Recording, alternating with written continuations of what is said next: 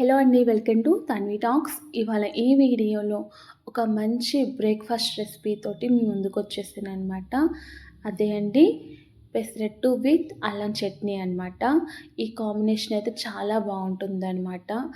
అల్లం చట్నీ అయితే స్వీట్‌గా చాలా బావుంటుందండి. తప్పకుండా మీరు కూడా ట్రై చేయండి. అలాగే ఎవరైతే మన ఛానల్‌ని ఫస్ట్ టైం చూస్తున్నారో మన ఛానల్‌ని అయితే సబ్స్క్రైబ్ చేసుకోండి. అండ్ అలాగే వీడియోకి ఒక లైక్ చేయండి. మరి లేట్ చేయకుండా ప్రాసెస్లోకి వెళ్ళిపోదాము. ముందుగా పెసరట్టును ప్రిపేర్ చేసుకుందామండి. పెసరట్టు కోసం నేను ఇక్కడ ఒక గ్లాసు పెసరపప్పు తీసుకున్నాను అనమాట. ఒక గ్లాసు పెసరపప్పుకి నేను ఇక్కడ హాఫ్ గ్లాస్ కంటే కూడా కొంచెం తక్కువ బియ్యం అయితే తీసుకున్నాను అనమాట. ఒక గ్లాసు పెసరపప్పుకి హాఫ్ గ్లాసు రైస్ అయితే తీసుకున్నాను అనమాట. వీటిని 3 సార్లు శుభ్రంగా కడిగి ఇలాగా వాటర్ ఫిల్ చేసుకొని దీన్ని ఓవర్ నైట్ మనం నానబెట్టుకుందామండి. మార్నింగ్ చూస్తున్నారు కదా, పప్పు అయితే చక్కగా నానిందనమాట. వీటిని మళ్ళీ కూడా వాటర్ అంతా తీసేసి మళ్ళీ ఒకసారి కడిగి వీటిని మిక్సీ జార్లో వేసుకొని మిక్సీ పట్టుకుందాము. ఇప్పుడు మిక్సీ జార్లోకి నానబెట్టుకున్న పెసరపప్పు అలాగే బియ్యం వేసుకున్నానండి. ఇప్పుడు ఇందులోకి నేను కొంచెం అల్లం ముక్క, అలాగే ఒక 2 పచ్చిమిర్చి, అలాగే ఒక స్పూను జీలకర్ర వేసుకుంటున్నాను అనమాట. సో ఇవి వేసుకొని పిండినైతే రుబ్బుకుంటున్నాను. చూస్తున్నారు కదండి, మనకి పిండి అయితే కొంచెం గట్టిగానే ఉండాలన్నమాట. పెసరట్టుకి మరీ లూజ్గా అయితే చేసుకోకండి. చూస్తున్నారు కదా వీడియోలో చూపించినట్టుగా ఇలాగా ఈ కన్సిస్టెన్సీ అయితే ఉండాలన్నమాట. ఇప్పుడు ఈ పిండిని ఒక గిన్నెలోకి వేసుకుందామండి. ఇందాక మిక్సీ పట్టేటప్పుడు సాల్ట్ ఏమి యాడ్ చేయలేదన్నమాట. ఇప్పుడు ఈ పిండికి సరిపడా సాల్ట్ కూడా యాడ్ చేసుకుందామండి. దీనికి సరిపడా సాల్ట్ వేసుకొని ఈ సాల్ట్ అంతా కూడా కలిసే విధంగా కలుపుకొని దీన్ని 10 నిమిషాల పాటు పక్కన పెట్టుకుందామండి. మనము పిండి రుబ్బుకునేటప్పుడే చూస్తున్నారు కదండి, కొంచెం కొంచెంగా వాటర్ పోసుకోవాలన్నమాట. మనకి ఎక్కువ లూజ్ ఉండకూడదు పెసరట్టు పిండి అనేది. సో దీన్ని ఇప్పుడు 10 నిమిషాలు పక్కన పెట్టుకుందాము. మనం పెసరట్టు కాంబినేషన్ అల్లం చట్నీ ఎలా ప్రిపేర్ చేసుకోవాలో చూద్దామండి.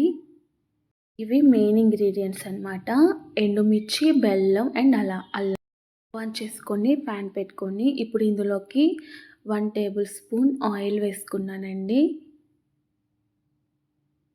ఇందులోనే మనము అల్లం వేసుకొని ఫ్రై చేసుకుందాము. మనకి ఇక్కడ అల్లంలోని తేమ అంతా కూడాను పోవాలన్నమాట. తేమ ఏమి లేకుండా ఇలాగా సిమ్లోనే పెట్టుకొని ఫ్రై చేసుకోవాలన్నమాట. చూస్తున్నారు కదండి, అల్లం ఫ్రై అయిందనమాట. ఇప్పుడు దీన్ని ఒక ప్లేట్లోకి తీసేసుకుందాము. ఇదే ఆయిల్లోకి ఒక స్పూను పచ్చిశనగపప్పు, అలాగే ఒక స్పూను మినప్పప్పు వేసుకున్నానండి. కలుపుకుంటూ ఫ్రై చేసుకోవాలన్నమాట. ఇవి కాస్త ఫ్రై అయిన తర్వాత ఇప్పుడు ఇందులోకి ఒక స్పూను జీలకర్ర కూడా యాడ్ చేసుకుంటున్నానండి.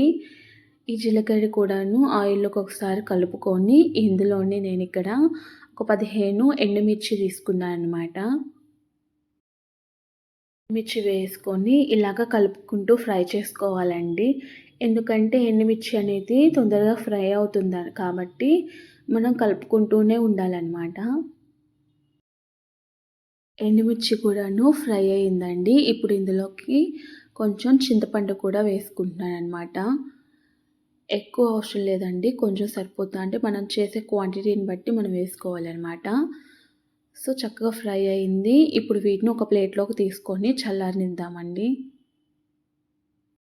అల్లం పచ్చడికి ఒకసారి ఇంగ్రీడియంట్స్ చూపిస్తానండి. ఇక్కడ ఫ్రై చేసి పెట్టుకున్న అల్లం, వెల్లుల్లి, అలాగే పచ్చిపప్పు, మినప్పప్పు, జీలకర్ర, ఎండుమిర్చి, చింతపండు అండ్ అలాగే ఒక హాఫ్ కప్పు బెల్లం అనమాట. నేను ఇక్కడ హాట్ వాటర్ యూస్ చేస్తున్నాను అనమాట. పచ్చడికి సరిపడాగా హాట్ వాటర్ అయితేనే బాగుంటుందండి. మిక్సీ జార్ తీసుకొని ఇక్కడ వేయించి పెట్టుకున్నాం కదండి, మినపప్పు, పచ్చిపప్పు, జీలకర్ర, అలాగే ఎండుమిర్చి, చింతపండు వేసుకొని ముందుగా వీటిని మిక్సీ పట్టుకుందాం. ఇవి మిక్సీ పట్టుకున్న తర్వాత ఇప్పుడు ఇందులోకి మనము ఫ్రై చేసి పెట్టుకున్న అల్లం అలాగే వెల్లుల్లి వేసుకుందామండి. ఇందులోకి బెల్లం యాడ్ చేసుకుంటున్నాను అనమాట. ఇది మీ స్వీట్‌కి తగ్గట్టుగా యాడ్ చేసుకోవచ్చు. ఇందులోనే రుచికి సరిపడినంత సాల్ట్ కూడా యాడ్ చేసుకొని వీటిని మనము మిక్సీ పట్టుకుందామండి. ఇప్పుడు ఇందులోకి నేను గోరువెచ్చని నీళ్ళైతే యాడ్ చేసుకుంటున్నాననమాట. సో, గోరువెచ్చని నీళ్ళు యాడ్ చేసుకోవడం వల్ల ఏంటంటే మనకి చట్నీ అనేది కొన్ని రోజులు నిలువ పెట్టుకోవచ్చనమాట. చూస్తున్నారు కదండీ, ఫైనల్‌గా అల్లం చట్నీ రెడీ అనమాట. ఇప్పుడు మనం దీన్ని ఒక బౌల్‌లోకి తీసేసుకుందాము. చూస్తున్నారు కదండీ, అల్లం చట్నీ రెడీ అనమాట. ఇక్కడ నేను ఎక్కువ వాటర్ అయితే యూజ్ చేయలేదనమాట. ఇలా తిక్కగా ఉంటేనే బాగుంటుంది. అండ్ అలాగే ఈ చట్నీకి నేను తాలింపు కూడా వేయటం లేదనమాట. సో, మీ టేస్ట్ తగ్గట్టుగా మీరు తాలింపు కావాలంటే వేసుకోవచ్చు. అల్లం చట్నీ కాంబినేషన్ పెసరట్టు కూడా వేసుకుందాము.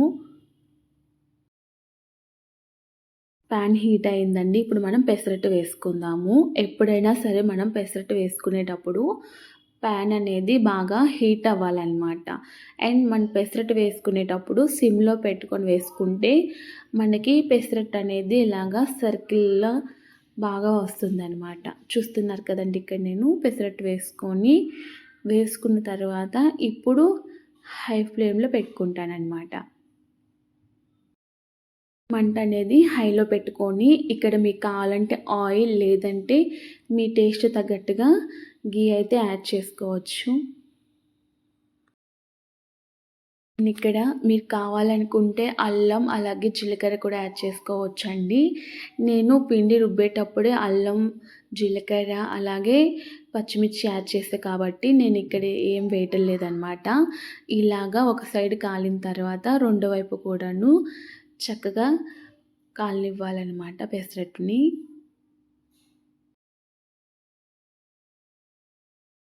ఇలాగా రెండు వైపులా కాలిన తర్వాత ఇప్పుడు దీన్ని మనము ప్లేట్లోకి తీసుకుందామండి.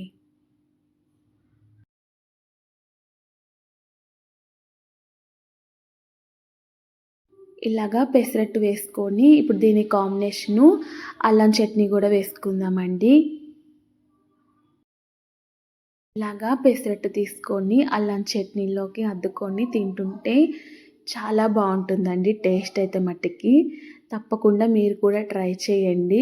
ట్రై చేసి ఎలా వచ్చిందో నా కామెంట్ బాక్స్‌లో కామెంట్ చేయండి. అండ్ అలాగే ఈ వీడియో కనుక నచ్చినట్లయితే మన ఛానల్‌ని అయితే సబ్స్క్రైబ్ చేసుకోండి. Thanks for watching.